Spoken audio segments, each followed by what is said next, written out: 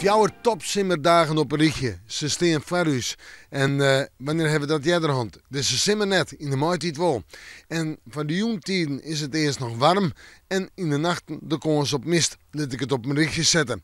Joen, eerst nog de zinnen. Joen, eerst nog zo'n 18 of 19 graden. Als de zinnen ondergeeft, hebben we een fantastische ondergaande zinnen. En dan kunnen we mooie plaatjes van maken. Vannacht weer mist of dichte mist. Meneer Petit ik nog even mist. En vannacht temperaturen tussen de 9 en de 12 graden. En over de wind hoef ik het net te hebben, want er stiert haast geen wind. En morgen ja, dan hebben we het over eerst nog even die mist, dan de bewolking, maar dat wordt het maar heel kwad. En dan hebben we een zinnen, skin die. Zinnen en nog eens een keer zinnen. En de temperaturen passen bij de simmer 21 of 23 graden. Zo plakken ik best nog wel een graadje bij komen kennen. En meestal, het viel gewoon warmer aan omdat er haast geen mist stiert. En de wind die er stiert, komt uit het zuiden en het zuidoosten en is zwak of matig. In de jongtijd nog zo'n 18, 19 graden om een uur of zo. En dan zetten we terug naar het fruitsjoch.